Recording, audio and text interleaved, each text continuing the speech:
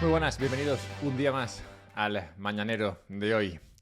En una despejada mañana de septiembre de 2022, el Queen Majeda, un descolorido petrolero azul y blanco cargado de gasóleo por valor de más de 2 millones de dólares, abandonó el puerto libio de Bengasi y puso rumbo a Porto Romano, en Albania. 4 días más tarde, cuando el Queen Majeda entraba en aguas albanesas, su capitán, Al-Kuafi, vio aparecer una pequeña embarcación. Se trataba de un buque guardacostas y cuando un oficial subió a bordo, Al-Kuafi, elegante, le ofreció té mientras miraba los documentos de la carga. Dijo el oficial que no había ningún problema, o eso al menos pensaba Al-Kuafi. Entonces un buque guardacostas más grande que el que ya se había acercado se aproximó al barco. Fue entonces cuando el capitán Al-Kuafi supo que algo iba mal. El mañanero de hoy lo quiero dedicar a descubrir las decisiones que Europa, Rusia y Estados Unidos están tomando y cómo dichas decisiones funcionan mejor o peor, según cómo de cerca estén de la realidad de cómo funciona el mundo. Entre otras cosas, veremos, por ejemplo, por qué la chica de Pretty Woman igual tendrá que volverse a trabajar a alguna fábrica del centro de Estados Unidos. Si no sabes de qué te estoy hablando, quédate. O más bien, si sabes de qué te estoy hablando, quédate porque hay una sorpresa para ti en el minuto 13 o 14. Pero bueno, también veremos el valor de Bitcoin en un mundo que se empeña en demostrar a los políticos la importancia de los incentivos. Empecemos con un análisis de Javier Blas sobre la industria petroquímica en Europa. La última vez, dice Javier, que las plantas petroquímicas europeas procesaron tan poco petróleo, el grupo sueco ABBA era el más popular del continente y la caída de Saigón había marcado el final de la guerra de Vietnam. Hablamos de 1975 y entonces la región europea aún se lamía las heridas de la primera crisis del petróleo. Casi medio siglo después, la industria petroquímica europea agoniza. Sería un error interpretar esta agonía como un triunfo en la lucha contra los plásticos. Bien, por fin. No, Europa sigue consumiendo cantidades enormes de espumas, pinturas, resinas y cualquier otro producto que fabriquen las fábricas petroquímicas. Solamente está sustituyendo la producción autóctona europea por material importado de fuera.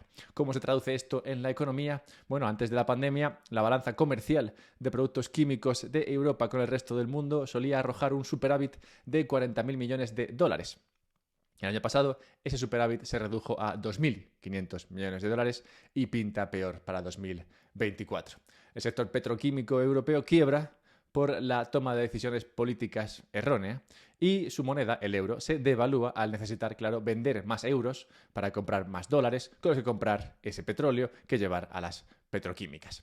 Las políticas industriales, dice Javier Blas, y energéticas sí importan. Si Europa quiere conservar parte de su antiguo poder industrial, los responsables políticos deben apoyar públicamente a la industria petroquímica, aunque sea, importante esto, impopular entre los votantes preocupados por el clima. Cierro cita. Es necesario ver la realidad por lo que es y no por lo que te gustaría que fuera. Y la realidad es que crear energía barata te ayuda a salir adelante. Estados Unidos ha esquivado la recesión y tiene pinta de que seguirá haciéndolo gracias precisamente a la cantidad de gas natural que están produciendo. ¿Cuánta cantidad es esa? Bueno, pues con más de 35 exajulios, que es una medida de la energía, en 2022 la producción de gas natural en Estados Unidos es un 6% del total de energía primaria consumida en el mundo. Por sí sola superó el consumo total de energía primaria de todos los demás países del planeta, salvo China e India. Esta enorme, ingente cantidad de gas y el bajo precio consiguiente ha logrado que los fabricantes estadounidenses iniciaran el año 2024 con uno de los mayores aumentos de nóminas desde la avalancha de contrataciones relacionadas con la pandemia 2 años antes, lo que sugiere que los directivos de las fábricas son más optimistas sobre la economía. Igualito que en Europa, más o menos. Cierto, también ha ayudado que Estados Unidos haya perdido el respeto por mantener unas cuentas saneadas, con el coste que esto puede tener para el dólar a largo plazo. 2023 fue el primer año en la historia de la Fed en el que el Banco Central perdió dinero.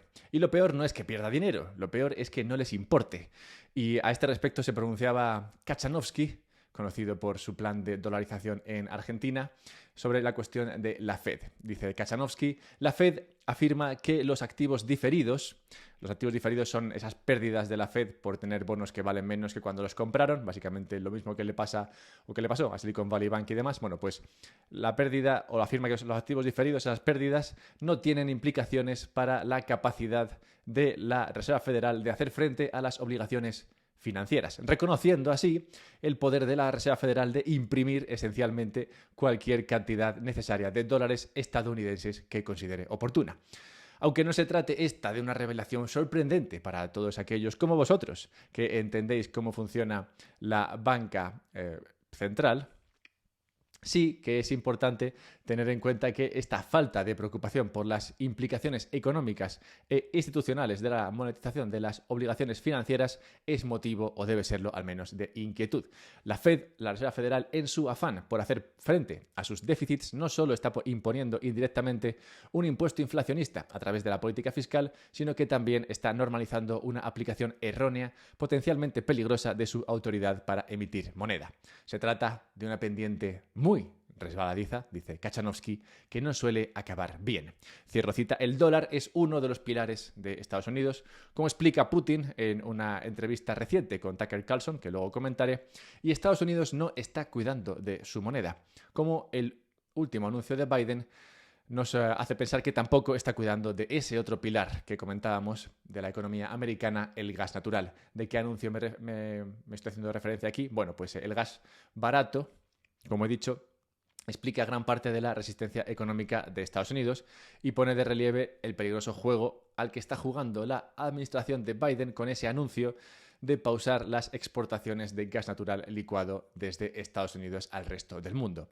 El gas, como dice Bloomberg en un análisis, no aparece mágicamente. El gas debe ser extraído por empresas con ánimo de lucro. Si se retiran los beneficios provenientes de la exportación de este gas al resto del planeta, el mercado acabará respondiendo, reduciendo la producción y acabando con la bonanza industrial que está salvando a Estados Unidos de la recesión. El único en este escenario económico, geopolítico y energético que parece entender perfectamente cómo funciona la energía y el mundo y su importancia para la economía es Putin. El Financial Times se preguntaba el otro día cómo es posible, se lo preguntaba por cuarta vez en lo que va de año, en los últimos 12 meses, cómo es posible que la economía rusa esté tan fuerte con todas las sanciones que tiene encima. Cito al Financial Times, dice, la resistencia de la economía rusa ha sorprendido a muchos economistas, que creían que la ronda inicial de sanciones por la invasión de Ucrania hace casi 2 años podría causar una contracción catastrófica. En lugar de ello, afirman, el Kremlin ha salido de la recesión esquivando los intentos occidentales de limitar sus ingresos procedentes de la venta de energía y aumentando el gasto en defensa. Todo esto habría sido imposible si Rusia no hubiera seguido generando ingresos colosales, qué gran palabra, a partir de sus recursos energéticos, a pesar de las sanciones. Cierro cita, lo que nos devuelve a ese carguero cerca de la costa de Albania, ese petrolero, ese carguero, con el que abría el mañanero de hoy, que venía de la costa de Libia, estaba claramente cargado hasta arriba de petróleo ruso. Si no te olías la tostada, francamente no sé qué estás haciendo con tu vida.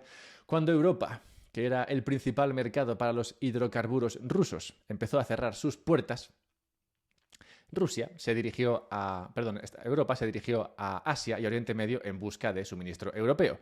En Rusia, por su parte, lo que hizo fue buscar compradores y encontró a uno genial en Libia. Ya que Europa no me compra, a ver quién me lo compra. Anda, mira, estos libios, qué majos. Las exportaciones rusas de combustible a Libia se han multiplicado por más de 10 veces desde la invasión de Rusia a Ucrania. Rusia es ahora el principal exportador de todos los productos refinados de petróleo a Libia, con el 28% desde un 4% solamente antes de la guerra. Los contrabandistas, como ese Queen Majeda con el que abría el mañanero, se aprovechan de la diferencia de precio entre el combustible subvencionado que consiguen en Libia y el del mercado negro, en el cual pueden venderse petróleo. Libia sí subvenciona con impuestos la compra de petróleo. No es el único país que lo hace, hay muchos. Pero bueno, Libia lo hace de manera enorme. De hecho, esos subsidios suponen ya la mitad del gasto público libio. Ríete tú de en qué gastan el dinero aquí. Mientras los libios pagan apenas unos céntimos por un litro de gasolina, alrededor del 1% del precio del mercado, eso sí que es un subsidio, los consumidores europeos, claro, pagan $2, como sabéis. El contrabando de este petróleo, que está entrando a través de Rusia por Libia en Europa, está costando a los países europeos miles de millones de euros en ingresos fiscales perdidos. Vaya. Hasta el 20% del combustible utilizado para el transporte en 2021 procedía del mercado negro, principalmente a través de importaciones ilegales que evaden unos 3.000 millones de dólares al año en impuestos. Pero tú vigila bien en qué gastas el dinero, no sea que te venga Hacienda. Bien, el mercado, como vemos, es el más inteligente aquí.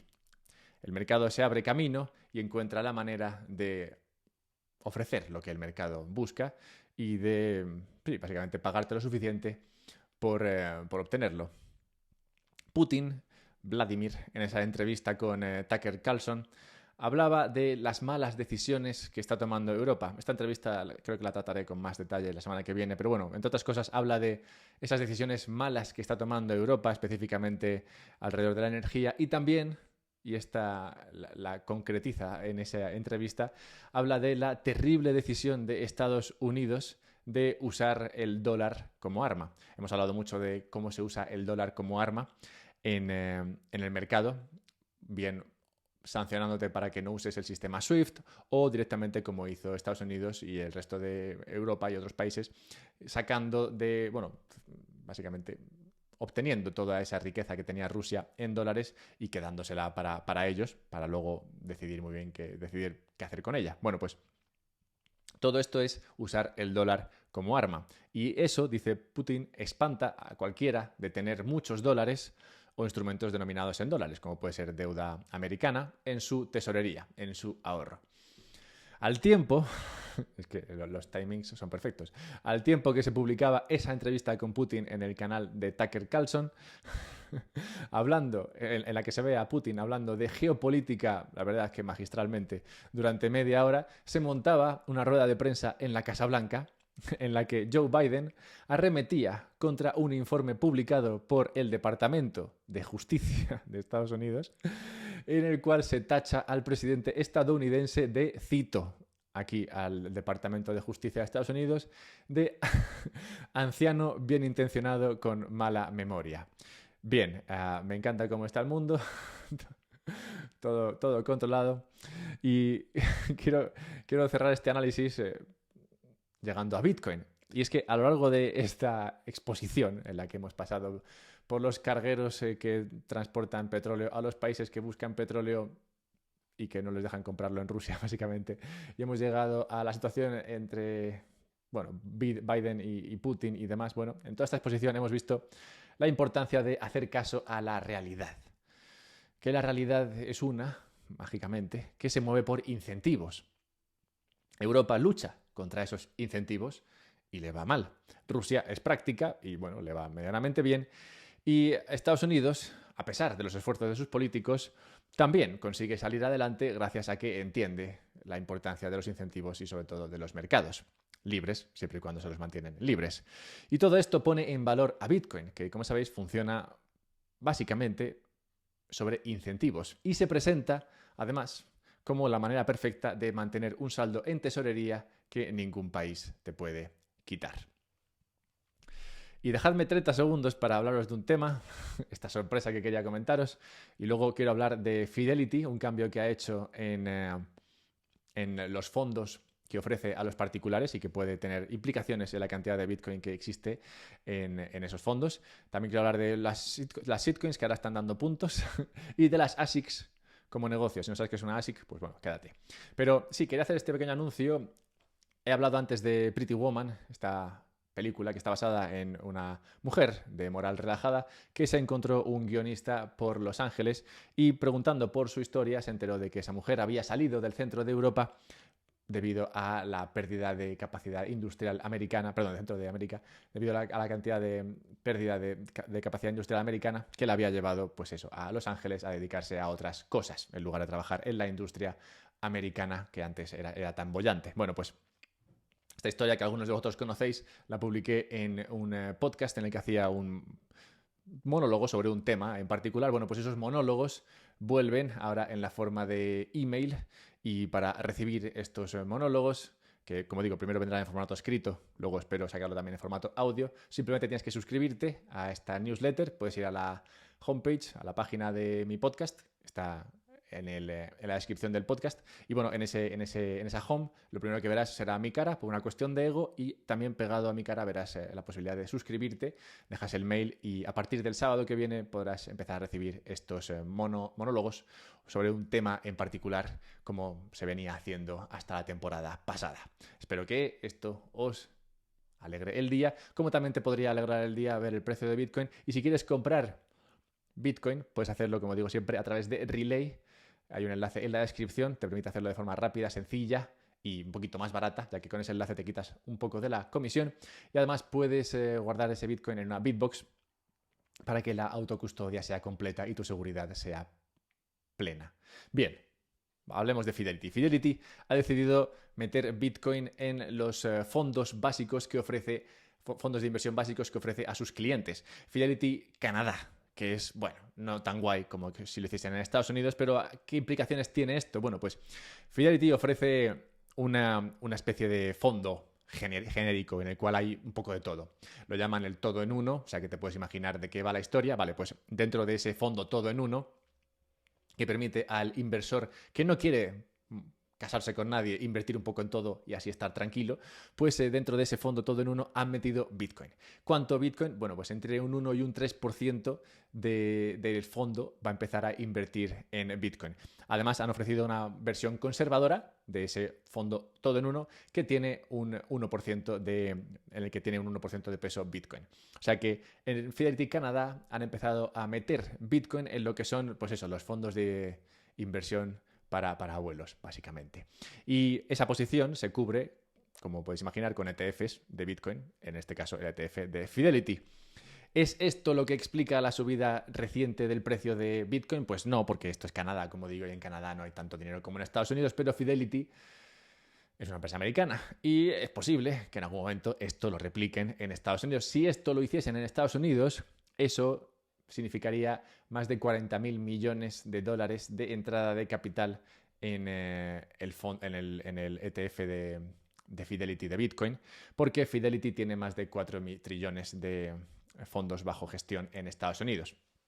Y eso ya sí que serían palabras mayores, y por esto este anuncio es interesante. Y mola ver cómo empiezan a meter Bitcoin en un poco todas las carteras. Hablaré un poco de esto la semana que viene, porque hay un análisis que habla del riesgo y la rentabilidad que te ofrece Bitcoin en una cartera. Y bueno, quiero compartir ese estudio con vosotros, pero bueno, eso será la semana que viene. Y quiero hablar un momento de la evolución de las shitcoins, que ahora resulta que dan puntos. Bloomberg Crypto se hacía eco de esta situación, que habla de el nuevo incentivo que están ofreciendo las shitcoins a sus tenedores. Como sabéis, la historia de las shitcoins se reduce a que empezaron siendo ICOs, que era una Initial Coin Offering, una especie de salida a bolsa en la forma de venta de tokens. Te vendían tokens de un proyecto que no existía, eso fue regulero. Después pasaron a los airdrops, que es, bueno, ponte a jugar con mi aplicación y en algún momento recibirás tokens de este sistema, y de ese airdrop han evolucionado a los puntos de loyalty points, como en las aerolíneas que te dan puntos por participar. Bueno, pues esos proyectos ahora están dando puntos. Los medios, en este caso Bloomberg Crypto, dice todavía no está muy claro para qué sirven los puntos. Bueno, tampoco está muy claro todavía para qué sirven los tokens, pero ahí están. Es interesante ver cómo va evolucionando todo. Y dejadme cerrar el mañanero de hoy con las ASICs como negocio. Y es que también evolucionan las ASICs y también los méritos que se le atribuyen. Si no sabes lo que es una ASIC es este aparatito, es una cajita, ¿vale? Con unos pocos procesadores dentro, unos chips grandotes y un ventilador que sirve para minar Bitcoin. Básicamente hace una operación solo, que es minar Bitcoin, haciendo ese cálculo que es necesario para encontrar el numerito necesario para ganar el bloque. Bueno, pues estos son las ASICs. Y hay una persona que describía las ASICs hace poco como el negocio perfecto, el negocio integral perfecto, y quiero haceros partícipes de su visión. Dice, se puede pensar en una ASIC como una caja negra que contiene un negocio. La caja simplemente consume energía y obtiene ingresos de forma constante, cuando forma parte de un pool de minería, ¿se entiende? A diferencia de un negocio tradicional, dice este tipo, la caja negra contiene todo lo necesario para procesar las entradas en salidas y las salidas en ingresos. ¿Qué significa esto? Que la ASIC es un negocio perfecto porque evita muchos de los retos fundamentales que rigen el funcionamiento de las empresas tradicionales. En lugar de asignar recursos a actividades como ventas, I+D, recursos humanos o marketing, los mineros de Bitcoin pueden concentrarse en aumentar la eficiencia operativa o en escalar aún más sus operaciones con más ASICs, con más cajitas. Como resultado, el incentivo para que los mineros busquen recursos energéticos renovables o sin explotar para conseguir menores costes operativos en busca de una mayor rentabilidad convierte a la minería de bitcoins en un modelo de negocio inigualable. El único riesgo que se le ve a esto es que la máquina no te compense el precio de la máquina frente al bitcoin que consigues. Pero es verdad que esta caja negra como negocio incentiva la búsqueda de energía allá donde se encuentra, lo cual me lleva a pensar que no me extrañaría empezar a ver ASICs en cargueros libios. El Queen Majeda encontrará otra cosa que hacer con su espacio. Y cierro el mañanero de hoy con la necrológica recordando la muerte en tal día como hoy de no otro que Fyodor Dostoyevsky, autor ruso, como sabéis, que me parece que viene al pelo en un día como hoy en el que he hablado de la importancia de ver la realidad por lo que es y de entender que las acciones tienen consecuencias y que es importante tener en cuenta esas consecuencias. Dostoyevsky escribió, entre otros, libros como Crimen y Castigo, que trata muy bien esta cuestión, pero que no he leído. He leído, sin embargo, Los hermanos Karamazov, que también trata esta cuestión, y me gustó mucho, la verdad. Es el pragmatismo ruso de toda la vida que, oye, más veces que no, se demuestra muy útil. Compartid esto. Si os ha gustado, ya sabéis que podéis ahora suscribiros a la newsletter de un podcast sobre Bitcoin para recibir mails míos cada sábado y, bueno, cada no, porque este mañana no, pero bueno, recibir mails míos y recordad también que podéis comprar Bitcoin a través de Relay y guardarlo en una Bitbox, enlaces, descuentos y demás fiestas en la descripción del podcast. Hala, pasad un buen día, por aquí ya estaría.